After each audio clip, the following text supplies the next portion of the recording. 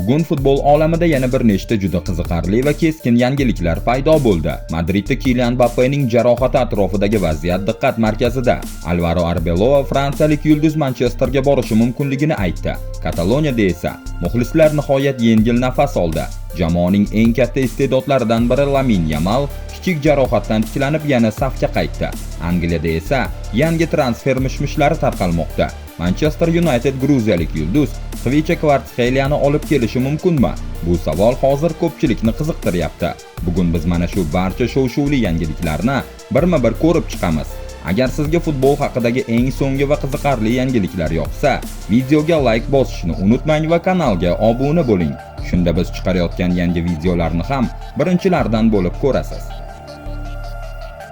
Madridning Real klubi bosh murabbiyi Alvaro Arbeloa jamoaning fransiyalik hujumchisi Kylian Mbappening jarohatdan tiklanishi haqida fikr bildirdi. Murabbiy madridliklar yetakchi forvarda Chempionlar Ligasi 1/8 finali javob uchrashuvida Manchester Cityga qarshi o'yinda maydonga tushishi mumkinligiga umid qilmoqda. Har kuni uning ahvoli yaxshilanib boryapti. Tiklanish jarayoni biz tuzgan reja bo'yicha ketmoqda. Albatta, aniq reja ishlab chiqqanmiz. Lekin baribir hammasi uning qay darajada tez tiklanayotganiga bog'liq. Mening fikrimcha, u bu jarayonni juda yaxshi o'tayapti. Ertaga u o'ynay olmaydi, ammo men uning Manchesterga borishini kutyapman. Terma jamoalar o'yinlari uchun tanaffusmi? Ungacha hali ancha vaqt bor. Hozir eng muhimi uning Manchesterga jamoa bilan birga borishi. Ertaga va yakshanba kuni vaziyatni yana bir bor ko'rib chiqamiz va yakuniy qarorni qabul qilamiz. Umid qilamizki, u nafaqat Manchesterda bo'ladi, balki 22-mart kuni Atletico Madridga qarshi o'yinda ham maydonga tushadi. Fransiya terma jamoasi masalasiga kelsak, vaqti kelganda ko'ramiz deya Arbeloaning so'zlarini keltiradi ESPN. Barselona jamoasi uchun yaxshi yangilik. Lamine Yamal kasallikdan tezda tiklanib, La Ligadagi Sevillaga qarshi muhim o'yinga tayyor bo'ldi. Bundan tashqari, jamoa bosh murabbiyi Hansi Flick yana bir ijobiy yangilik oldi. Himoyachi Erik Garcia ham to'liq mashg'ulotlarga qaytdi. Marca nashrining yozishicha, juma kuni ertalab klub bazasidagi muhit ancha xotirjam bo'lgan. Sababi 18 yoshli Winger Yamal yana jamoadoshlari bilan maydonga tushib, mashg'ulotlarni boshladi. U payshanba kuni mashg'ulotni umumiy holsizlik sabab o'tkazib yuborgan edi. Hatto uning sog'lig'ini tekshirish uchun klub tibbiy xodimlari uyiga ham borishgan. Biroq uning tez tiklangani kasallik jiddiy bo'lmaganini ko'rsatdi va bu Flick uchun katta yangilik bo'ldi. Chunki Yamal hozir jamoaning eng muhim kreativ futbolchilaridan biri hisoblanadi. Yana bir ijobiy xabar, Erik Garcia ham to'liq mashg'ulotda ishtirok etdi va hech qanday muammo ko'zga tashlanmadi. Universal himoyachi hafta o'rtasida Newcastle ga qarshi o'yinni mushaklardagi kichik zo'riqish sabab o'tkazib yuborgan edi. Garcianing qaytishi Flickka taktik jihatdan katta imkoniyat beradi, chunki Marterolda tug'ilgan futbolchi bu mavsumda bir nechta pozitsiyada o'ynab kelmoqda. Hozirda u ham, Yamal ham to'liq tayyor deb baholanmoqda va Sevillaga qarshi Camp Nou'dagi o'yin uchun qaydnomaga kiritilishi kutilmoqda. Hoziroq bizga eng kerakli narsa dam olish. Futbolchilar hozir tiklanib, keyingi o'yinga yaxshi tayyorlanishi kerak. Yakshanba kuni o'yinimiz bor. Demak, tayyorgarlik ko'rish uchun bir necha kunimiz bor. Aslida to'liq dam olish kunlari yo'q, lekin bu normal holat. Chunki bu darajada o'ynaganingizda Chempionlar Ligasi va La Liga orasida har 3-4 kunda o'yin bo'lishi tabiiy, dedi Flick. Do'stlar, shu joyda kichkina iltimos. Kanalimiz 100 ming obunachiga yetishiga juda oz qoldi. Statistikaga qarasak, videolarni juda ko'pchilik ko'ryapti, lekin hali ham ko'p odamlar obuna bosmagan. Agar kontent sizga yoqayotgan bo'lsa, hozir shu videoga bitta like bosib, kanalga obuna bo'lib qo'ying. Sizning bitta obunangiz bizni 100 minglik marraga yanada yaqinlashtiradi.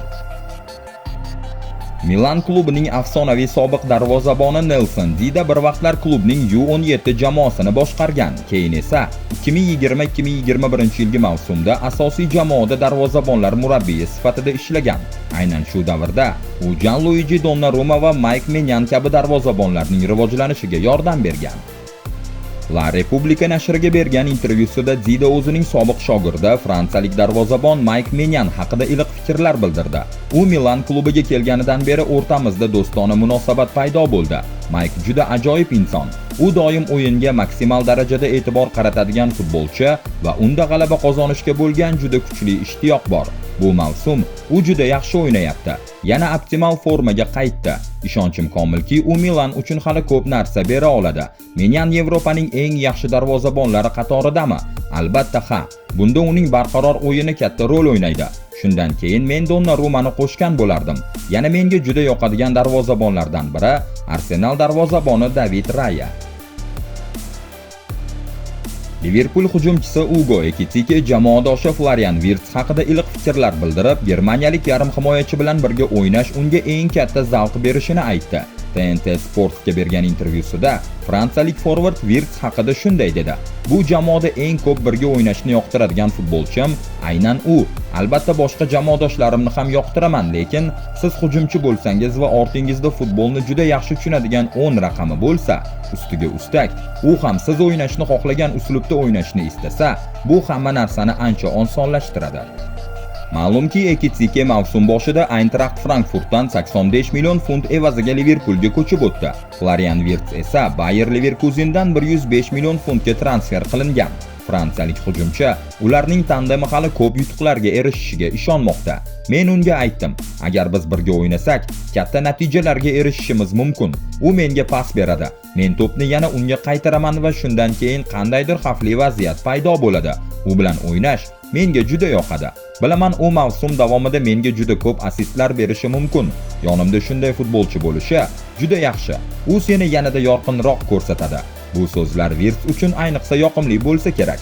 Chunki u Angliyaga ko'chib o'tganidan beri Liverpoolda ba'zi tanqidlarga ham duch kelgan va hali barcha kutgan darajada o'yin ko'rsatgani yo'q. Hozircha germaniyalik yarim himoyachi 37 ta rasmiy o'yinda 6 ta gol va 8 ta assist qayd etgan. Uning klub bilan shartnomasi 2030-yilgacha amal qiladi. Chelsea hujumchisi Pedro Neto Barselonaning e'tiborini tortgan futbolchilardan biri bo'lib turibdi. Portugaliyalik Wenger hujum chizig'ining bir nechta pozitsiyasida o'ynay olishi bilan kataloniyaliklar uchun qiziqarli variantga aylangan. Mundo Deportivo xabariga ko'ra, Barselona yangi mavsum oldidan hujum chizig'ini kuchaytirish uchun Neto nomini transfer ro'yxatiga qo'shgan. Klub rejasiga ko'ra, yozda markaziy hujumchi, markaziy himoyachi va qanot hujumchisi xarid qilinishi mumkin. Neto bu rejaga juda mos keladi, chunki u ikkala qanotda ham zarurat bo'lsa markaziy hujumda ham o'ynay oladi. Shu sabab u Lamine Yamal va Rafinyaga yaxshi alternativa bo'lishi mumkin. Bu transferda yana bir muhim omil agent masalasi. Neto agenti Jorge Mendes. U esa Barselona sport direktori Deco bilan juda yaxshi aloqalarga ega. Hozircha kataloniyaliklar 26 yoshli Portugaliya terma jamoasi futbolchisining vaziyatini kuzatib boryapti. Ma'lumotlarga ko'ra, uning shartnomasida tovon puli ham mavjud. Manchester Unitedga Mateus Kunyaning o'rniga yanada kuchli variant sifatida Xvicha Kvaratskhelia tavsiya qilindi. Biroq asosiy savol shunday: PSG yulduzi Old Traffordga o'tishni xohlarmikan? Sobiq United himoyachisi Paul Parker Gol nashriga bergan intervyusida gruziyalik hujumchi nima uchun jamoaga juda mos kelishini tushuntirib berdi. Shu bilan birga, bunday transferni amalga oshirish qanchalik qiyin bo'lishi mumkinligini ham aytib o'tdi. Manchester United 2025-yil yozida hujum chizig'ini kuchaytirish uchun katta mablag' sarfladi. Klub Wolverhamptondan Mateus Kunyani 62,5 million funt evaziga sotib oldi. Shuningdek, Brentforddan Bryan Mbeumo'ni 65 million funtlik transfer bilan jamoaga olib keldi. Hozircha Mbeumo Manchesterdagi ilk mavsumida 10 ta gol va 3 ta assist qayd etgan bo'lsa, Kunya 6 ta gol va 2 ta assist bilan jamoaga hissa qo'shdi. Ikkala futbolchidan ham hali ko'proq natija kutilyapti. Kvaratskhelia qanotda o'tkir driblinglar va to'g'ridan-to'g'ri hujumga o'tish qobiliyati bilan jamoaga qo'shimcha kuch berishi mumkin. U hali 25 yoshda va faoliyatining eng yuqori cho'qqisiga hali chiqmagan. Agar Marcus Rashfordning Barselonadagi ijara shartnomasidagi sotib olish bandi ishga tushsa, United chap qanot uchun yangi transferga mablag' ajratishi mumkin. Paul Parkerning fikricha, PSJdan Kvaratskeliani olib kelish juda yaxshi transfer bo'lardi. U aql bovar qilmas darajada yaxshi futbolchi va hech qanday shubhasiz Manchester United uchun ajoyib transfer bo'lardi. Agar futbolchi sifatida qarasangiz, ha, u United uchun ideal variant. U juda mehnatkash futbolchi. Chap qanotda u Kunyadan ko'ra ko'proq sifat beradi, dedi Parker.